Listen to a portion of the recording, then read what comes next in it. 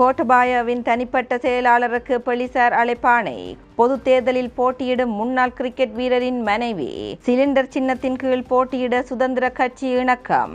மீண்டும் நாடாளுமன்ற தேர்தலில் சால்ஸ் நிர்மலநாதன் போட்டியிட தீர்மானம். கோட்டபாயவின் செயலாளருக்கு போலீசார் அழைப்பாணை. முன்னாள் ஜனாதிபதி கோட்டபாயவின் தனிப்பட்ட செயலாளர் சுகீஸ்வர பண்டாரவுக்கு குற்றப்புலனாய்வு திணைக்களத்தில் முன்னிலையாகுமாறு போலீசார் அழைப்பாணை விடுத்துள்ளனர். கடந்த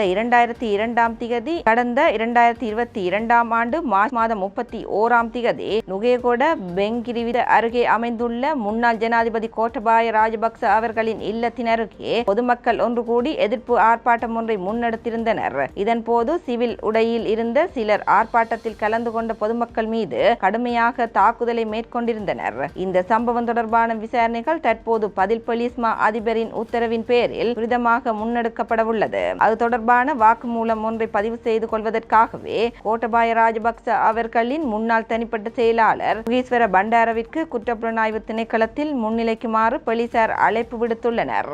பொது தேர்தலில் போட்டியிடும் முன்னாள் கிரிக்கெட் வீரரின் மனைவி இலங்கை மகளிர் கிரிக்கெட் அணியின் அதிகாரி அப்சாரி சிங்கபாகு திலகரத்ன எதிர்வரும் பொது தேர்தலில் போட்டியிட உள்ளார். இதற்கு முன்னோடியாக அவர் ஐக்கிய மக்கள் சக்தியின் கொழும்பு மேற்கு பிரதான அமைப்பாளராக நியமிக்கப்பட்டுள்ளார். 2024 ஆண்டு ஜனாதிபதி தேர்தலின் போது அப்சாரி திலகரத்ன தனது கணவரான முன்னாள் இலங்கை கிரிக்கெட் அணித்தலைவர் கஷன் திலகரத்னவுடன் சேர்ந்து ஐக்கிய மக்கள் சக்தியின் தலைவர் சஜித் பிரேமதாசாவுக்கு தமது ஆதரவை வெளியிட்டார். தனது நியமனத்தை தொடர்ந்து ஊடகங்களுக்கு கருத்து தெரிவித்த அப்சாரி சிங்கபாகு திலகரத்ன பல்வேறு கிராமப்புறங்களைச் சேர்ந்த இளம் பெண்களை இனங்கண்டு விளையாட்டு மூலம் தேசத்தை பிரதிநிதித்துவப்படுத்துவதில் தனது பங்கு உள்ளதாக தெரிவித்துள்ளார். அத்துடன் கொழும்பு மேற்கு பிரதான அமைப்பாளராக தனது பொறுப்புகளை நிறைவேற்றுவதற்காக 2024 ஆண்டு நாடாளுமன்ற தேர்தலில் போட்டியிட விரும்புவதாகவும் அப்சாரி குறிப்பிட்டுள்ளார்.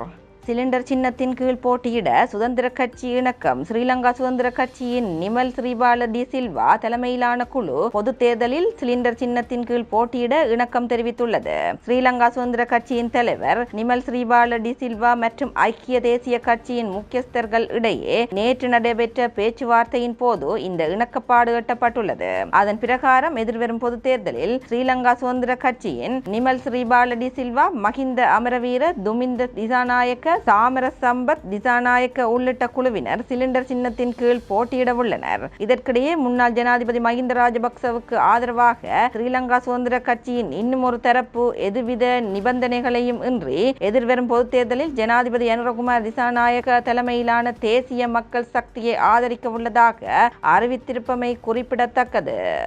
மீண்டும் நாடாளுமன்ற தேர்தலில் சால்ஸ் நிர்மலநாதன் போட்டியிட தீர்மானம். நடைபெறவுள்ள நாடாளுமன்ற பொது தேர்தலில் இலங்கை தமிழரசு கட்சியின் சார்பாக மன்னார் மாவட்டத்தில் முன்னாள் நாடாளுமன்ற உறுப்பினர் சால்ஸ் நிர்மலநாதன் போட்டியிட உள்ளதாக அறிவிக்கப்பட்டுள்ளது.